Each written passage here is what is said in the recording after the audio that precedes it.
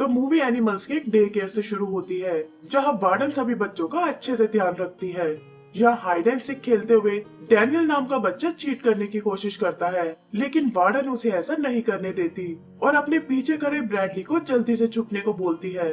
Bradley बहुत ढूंढता है, लेकिन हर जगह पहले से ही कोई दूसरा एनिमल छुपा हुआ था और इस तरह उसे कोई जगह नहीं मिलती। इधर डैनियल की आंख खुलने वाली थी, तभी ब्रैडली को पास ही पड़ी रेत नजर आती है, जिसे डिग करके वो उसके अंदर चला जाता है। उसे जरा भी आइडिया नहीं था कि नीचे एक मैगी नाम की वॉम्बैट ने अपना सीक्रेट हाइड आउट बनाया हुआ है, जहां वो अपने टॉयज के साथ खेला करती थी और उसका सबसे बड़ा रूल था कि बॉयज इस जगह बिल्कुल अलाउड नहीं है। तभी अचानक ब्रैडली वहां आकर गिरता है। मैगी उस पर बहुत नाराज होती है कि तुम इस तरह मेरे हाइड आउट में नहीं आ सकते और वैसे भी बॉयज यहाँ बिल्कुल अलाउड नहीं है। तब ब्रैडली उसे बताता है कि ये मेरा यहाँ पहला दिन था, इसीलिए मुझसे गलती हो गई, और ये कहकर वो वहाँ से जाने लगता है। पर मैगी उसे रोक लेती है और कहती है कि मेरे फ्रेंड्स को तुम्हारे रुकने से कोई प्रॉब्लम नहीं है, क्योंकि वैसे भी हमें एक नए वर्कर की जरूरत थी। तब ब्रैडली अपनी जेब से एक बूश बार निकालता है, जो वॉम्बैट्स का पसंदीदा स्नैक्स है, और वो मिलकर उसे शेयर करने लगते हैं। फिर एक मोन्टाज के थ्रू हम उन्हें बड़ा होते हुए देखते हैं और पता चलता है कि उन्होंने आपस में शादी कर ली है। बहुत प्यार से उन्होंने अपने लिए एक नया घर बनाया है और इस तरह उनकी लाइफ अच्छे से गुजर रही थी। यही एक कंपनी टाउन का सबसे बड़ा स्टेडियम बना रही है और ये दोनों इसी में जॉब करते हैं। अपनी शिफ्ट खत्म करके वो निकलने ही वाले थे कि तभी अचानक वहाँ एक एक्सीडेंट हो जाता है और वो अंडरग्राउंड टनल ढहने लगती है। मैगी बहुत डर गई थी, लेकिन ब्रैडली तुरंत उसे भागने को बोलता है। भागते हुए वो दोनों एक डेड एंड तक आते हैं और मैगी को लगता है कि अब वो नहीं बच पाएंगे। तभी ब्रैडली अपने चश्मे पर एक रिफ्लेक्शन देखता है, जो सामने बने एक होल से आ रही थी। वो तुरंत उसे डिग करने लगता है ताकि बाहर जाने का रास्ता बना सके और फिर मैगी से वहाँ से निकलने को बोलता है, पर मैगी बीच में आकर अटक जाती है। ब्रैडली किसी तरह पुश करके उसे बाहर निकाल देता है, लेकिन इससे पहले कि वो खुद उसमें जा पाए, पत्थर गिरने से होल का मुंह बंद हो जाता है और ब्रैडली के पास अब बचने का कोई ऑप्शन नहीं था। इधर मैगी किसी तरह बाहर आ गई थी, लेकिन देखती है कि ब्रैडली पीछे कहीं नहीं है। उसे बचाने के लिए वो होल में वापस जाने की सोचती है, लेकिन तभी एक फेदर नाम का सुपर हीरो उसे रोक लेता है, जो यहाँ वर्कर्स की मदद करने आया था। मैगी उन्हें बहुत समझाती है कि उसका हस्बैंड अभी भी अंदर है, लेकिन वो उसकी एक नहीं सुनते और एम्बुलेंस में डालकर उसे वहाँ से दूर ले जाते हैं। आगे का सीन 6 महीने बाद का है, जहाँ मैगी की लाइफ अब बहुत बदल चुकी है। ब्रैडली के बिना वो खुद को बहुत अकेला फील करती है और किसी भी काम में उसका बिल्कुल मन नहीं लगता। उसने टनल्स की लगभग हर जगह चेक कर ली थी, पर ब्रैडली का आज तक कोई पता नहीं चला और अब बस एक आखिरी पॉइंट बचा है। वो टॉर्च लेकर उसे भी चेक करने जाती है, लेकिन यहाँ भी उसे कोई क्लू नहीं मिलता। अचानक उसे एक आवाज सुनाई देती है, जो जमीन के नीचे से आ रही थी, लेकिन खोदने पर पता चलता है कि ये तो एक बीवर फैमिली है, जिनकी डिनर पार्टी उसने खराब कर दी है। डैनियल, जो अब यहाँ का पुलिस चीफ है, उसे अपने ऑफिस में बुलाता है और कहता है कि तुम्हें ब्रैडली को ढूंढना बंद कर देना चाहिए, क्योंकि उसके बचने की कोई उम्मीद नहीं है। इस पर मैगी उसे एक बार केस फाइल दिखाने को बोलती है, ताकि तसल्ली कर सके कि सारी इन्वेस्टिगेशन सही ढंग से हुई है, लेकिन डैनियल इसकी परमिशन नहीं देता और कहता है कि ये सिर्फ लॉ ऑफिसर्स के लिए है। शाम को वो टीवी पर एक न्यूज देखती है कि बुश बैंडिट्स इस महीने की अपनी 5वीं चोरी करने वाले थे, लेकिन फेदर ने उन्हें पहले ही रोक लिया और इस बात से लोग बहुत खुश हैं। लेकिन मैगी को फेदर बिल्कुल पसंद नहीं था और गुस्से में वो टीवी को बंद कर देती है। आगे कुछ सामान खरीदने वो एक सुपरमार्केट में आती है, जिसका मैनेजर है स्वीट नाम का एक शुगर ग्लाइडर, और वो खुद को फेदर का सबसे बड़ा फैन समझता है और चाहता है कि एक दिन वो उसे अपना साइड किक बना ले।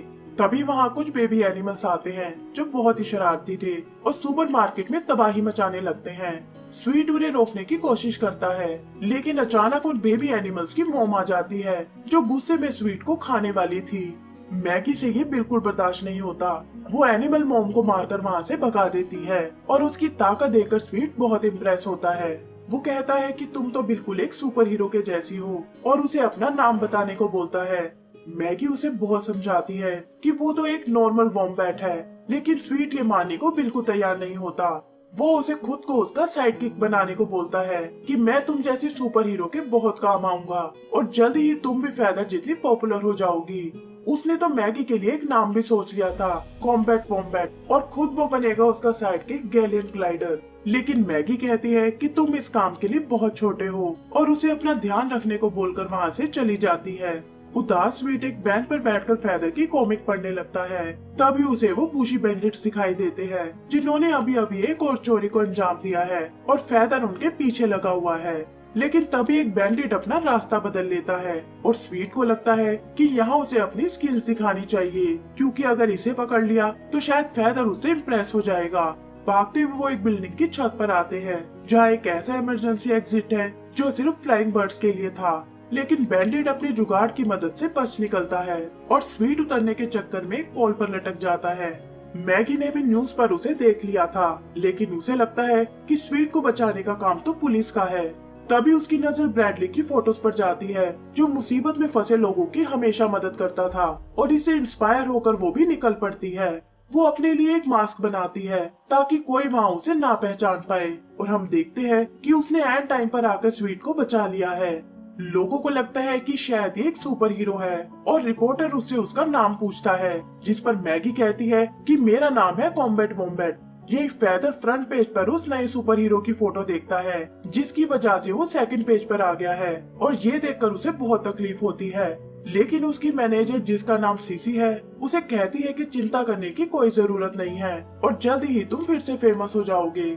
उधर मैगी के घर पर स्वीट उसे जगाकर वो न्यूज़पेपर दिखाता है कि तुम्हारी सुपर हीरो की जर्नी अब शुरू होने वाली है और मैं बनूंगा तुम्हारा साइडकिक। इस पर मैगी कल के इंसिडेंट के लिए उसे ट्रोल करती है कि तुम एक शुगर ग्लाइडर होकर भी ग्लाइड नहीं कर पाए तो साइडकिक भला कैसे बनोगे। तब स्वीट उसे बताता है कि उसने अपने पेरेंट्स को बचपन में ही खो दिया और इसीलिए उसे ये सब सिखाने वाला कोई नहीं था। मैगी भी इमोशनल होकर उसे ब्रैडली के बारे में बताती है कि कैसे उसने एक ही दिन में अपनी जॉब और हस्बैंड दोनों को खो दिया। इस पर स्वीट कहता है कि तब तो तुम्हें ये सुपर हीरो वाली जॉब ले लेनी चाहिए, और उसे फेदर की एक कॉमिक दिखाता है जिसमें वो पुलिस चीफ डैनियल के साथ है। मैगी भी ये सोचकर मान जाती है कि सुपर हीरो भी एक तरह से लॉ ऑफिसर्स है और इससे ब्रैडली के केस फाइल तक पहुंचना आसान हो जाएगा। आगे हम उन दोनों को ट्रेनिंग करते हुए देखते हैं जहाँ स्वीट फेदर की कॉमिक से मदद लेता है और जल्द ही वो इसके लिए तैयार हो जाते हैं। अब बस उन्हें एक मौके की तलाश थी ताकि वो अपनी स्किल्स दिखा सके, और जल्दी ही वो उन्हें मिल जाता है। वो देखते हैं कि एक एनिमल की गाड़ी का एक्सीडेंट हो गया है जो किसी भी वक्त खाई में गिरने वाला है, और मैगी अपनी ताकत के दम पर उसे बचा लेती है। इसी तरह से वो कुछ दूसरे लोगों की भी मदद करती है और जल्दी ही वो दोनों फेमस हो जाते हैं। एक दिन फेदर की मैनेजर सीसी उसके पास आती है कि मेरे पास तुम्हारे लिए एक अमेजिंग ऑफर है, और वो दोनों उससे मिलने उसके ऑफिस में जाते हैं। सीसी के ऑफिस में गोल्ड स्टैचू रखा हुआ था जिसके बारे में स्वीट मैगी को बताता है कि ये सिटी का पीस आइडल है और फेदर और सीसी को उनकी सर्विसेज के लिए दिया गया है। फिर जल्दी ही उनकी मुलाकात सीसी से होती है जो चाहती थी कि मैगी उसके साथ एक कॉन्ट्रैक्ट साइन कर ले ताकि वो दोनों खूब पैसे कमा सके। पर मैगी कहती है कि मैं ये काम लोगों की भलाई के लिए कर रही हूँ और मुझे तुम्हारे ऑफर में कोई इंटरेस्ट नहीं है। यही फेदर भी छुपकर उन्हें देख रहा था जो इन सब से बिल्कुल खुश नहीं है। अगले दिन वो टीवी पर एक न्यूज देखते हैं कि बुशी बैंडिट्स एक बार फिर एक्टिव हो गए हैं, लेकिन फेदर उन्हें रोकने नहीं आया। तभी उन्हें बैंडिट्स का एक मैसेज मिलता है कि हम सीसी का पीस आइडल चुराने वाले हैं और अगर हिम्मत है तो हमें रोक कर दिखाओ। मैगी और स्वीट उन्हें रोकने जाते हैं, लेकिन देखते हैं कि पीस आइडल तो पहले से ही गायब है और ये सब तो उन्हें फंसाने के लिए एक सेटअप था। मैगी समझ जाती है कि ये सब फेदर का काम है क्योंकि वो उनसे जेलस फील करता था। तभी बिल्डिंग का सिक्योरिटी गार्ड वहाँ आता है जिसे लगता है कि वो आइडल शायद इन्हीं दोनों ने चुराया है, और वो पैनिक बटन को प्रेस कर देता है। मैगी स्वीट को लेकर वहाँ से भागने की कोशिश करती है, पर नीचे तो पब्लिक पहले से ही जमा थी जिनमें कुछ रिपोर्टर्स भी शामिल है। जल्दी ही ये न्यूज हर तरफ फैल जाती है जहाँ लोग अब उन्हें सुपर हीरो की बजाय चोर समझ रहे थे, और ये देखकर मैगी का दिल टूट जाता है। वो सोचती है कि चोर तो मैं बन ही चुकी हूँ, और गुस्से में पुलिस स्टेशन जाकर ब्रैडली की केस फाइल को चुरा लेती है। घर पर उसका सामना स्वीट से होता है जो यहाँ उसे चेक करने आया था और उसके हाथ में पकड़ी उस फाइल के बारे में पूछता है। तभी न्यूज पर पुलिस स्टेशन में चोरी की खबर आती है और स्वीट समझ जाता है कि ये सब मैगी का ही काम है। तब मैगी उसे सारी बात बताती है कि ये सब उसने अपने हस्बैंड को ढूंढने के लिए किया है और सुपर हीरो भी वो इसीलिए बनी थी ताकि इन फाइल्स तक पहुंच सके। स्वीट को ये सुनकर बहुत दुख होता है कि मैगी आज तक उसे धोखा दे रही थी और वो ये कहकर चला जाता है कि तुम्हें दूसरों की फीलिंग्स की कोई कदर नहीं है। जहाँ मैगी उसकी स्क्रैप बुक को चेक करती है जहाँ स्वीट ने उन दोनों के स्केचेस बनाए हुए थे और ये देखकर वो रोने लगती है कि उसे स्वीट के साथ ऐसा नहीं करना चाहिए था।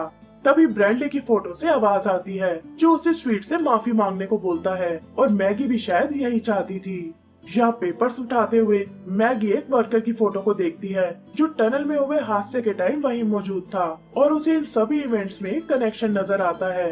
तभी उसकी नजर न्यूज पर जाती है जहाँ भेस बदलकर यही वर्कर उसके खिलाफ इंटरव्यू दे रहा है। फिर वो अपनी पहले की रिसर्च के कुछ और पेपर्स निकालती है जहाँ अलग अलग रूप में यही वर्कर मौजूद है और फेदर हर बार इसे ही बचाता था। यहीं उसे उस वर्कर का एड्रेस लिखा हुआ मिलता है और वो प्लान करती है कि सच्चाई जानने के लिए इस वर्कर को इंटेरोगेट करना होगा। पर उससे पहले वो स्वीट को मनाने आती है जो अभी भी उससे बहुत नाराज है। मैगी उसे उसकी स्क्रैप बुक दिखाती है लेकिन स्वीट को इससे कोई फर्क नहीं पड़ता और गुस्से में वो स्क्रैप बुक को बंद कर देता है। फाइनली मैगी उसे एक सूट दिखाती है जो खास उसने स्वीट के लिए बनाया है और ये देखकर उसका सारा गुस्सा दूर हो जाता है। मैगी कहती है कि मेरे पास एक नया मिशन है और बिना अपने साइड किक के मैं इसे पूरा नहीं कर सकती। आगे हम पेरी नाम के उस वर्कर को देखते हैं जो असल में एक टीवी एक्टर है और फिलहाल अपने डायलॉग्स की प्रैक्टिस कर रहा था। पर तभी अचानक मैगी वहां आ जाती है। पेरी उसे देखकर भागने की कोशिश करता है लेकिन स्वीट उसे ऐसा नहीं करने देता। वो लोग उसे सच बताने को बोलते हैं और यहाँ पता चलता है कि पेरी तो एक थिएटर ग्रुप से है जिनका काम है फेदर को एक रियल सुपर हीरो दिखाना और वो बुशी बैंडिट्स भी उसी ग्रुप से है। तभी रेडियो पर एक न्यूज आती है कि बुशी बैंडिट टाउन के बैंक को लूटने वाले हैं और फेदर उन्हें रोकने आ गया है। मैगी और स्वीट ये सुनकर सीधे बैंक की ओर निकल जाते हैं ताकि उस फ्रॉड हीरो को बेनकाब कर सके। बैंक में फेदर और बैंडिट्स की लड़ाई चल रही थी कि तभी मैगी और स्वीट वहां आते हैं। फेदर उन्हें पकड़ने के लिए उन पर अटैक करने लगता है लेकिन मैगी जल्द ही उसे काबू कर लेती है और कहती है कि अब इस नाटक को खत्म करने का टाइम आ गया है। यहाँ उसे रियलाइज होता है कि फेदर को इस नाटक के बारे में कुछ नहीं पता। उसे तो यही लगता है कि वो सच में ही एक असली सुपर हीरो है और विलेन से सिटी की रक्षा कर रहा है। तभी वहाँ सीसी आती है जिसने बुशी बैंडिट्स को वहाँ से भगा दिया है और पता चलता है कि ये सारा खेल उसी का रचा हुआ है। वो जानबूझकर फेदर को एक सुपर हीरो शो करती थी ताकि उसे मिले प्रमोशंस के थ्रू पैसा कमा सके। फेदर को उस पर बहुत गुस्सा आता है। वो उसे सबक सिखाना चाहता था लेकिन सीसी एक हाथ से ही उसे रोककर दूर उछाल देती है। स्टेडियम वाला हादसा भी सीसी ने ही कराया था और ये सुनकर मैगी को ब्रैडली का ध्यान आता है। वो सीसी पर अटैक करने की सोचती है लेकिन देखती है कि अचानक से उसका साइज बढ़ना शुरू हो गया है और वो अब एक मॉन्स्टर बन चुकी है। वो तीनों उससे बचकर भागने लगते हैं जहाँ मैगी एक होल के थ्रू उन्हें बाहर ले आती है पर सीसी अभी भी उनका पीछा कर रही थी। बाहर उन्हें डैनियल मिलता है और मैगी उसे स्वीट को यहाँ से दूर ले जाने को बोलती है। फिर वो फेदर को अपने साथ आने को कहती है और सीसी को पीछे लगाकर वो सब एक हिल पर आ जाते हैं। सीसी यहाँ उन पर अटैक करने वाली थी लेकिन तभी एक पत्थर लगने से वो गिर पड़ती है। वो देखते हैं कि उनकी मदद करने स्वीट वहाँ आ गया है जो पास ही के एक पेड़ पर बैठा हुआ था। सीसी उसे मारने के लिए उस पेड़ पर जाती है पर पेड़ उसका वेट बर्दाश्त नहीं कर पाता और खाई की तरफ झुकने लगता है। मैगी चाहती थी कि स्वीट डाल से नीचे कूद जाए ताकि ग्लाइड करके अपनी जान बचा सके लेकिन स्वीट डर के मारे ऐसा नहीं कर पाता। सीसी पेड़ को टूटता देख वापस आने लगती है लेकिन मैगी और फेदर ऐसा बिल्कुल नहीं चाहते थे और अपनी किक से पेड़ को नीचे गिरा देते हैं। स्वीट हिम्मत करके कूद जाता है और ग्लाइड करते हुए बच निकलता है लेकिन सीसी खाई में गिरकर मारी जाती है। अगला सीन मैगी के घर का है जहाँ स्वीट और फेदर उससे मिलने आए हैं और कहते हैं कि टाउन के लोगों को एक सुपर हीरो की जरूरत है। फेदर अब उसके साथ काम करता था और पहली बार लोगों की सच में मदद कर रहा था।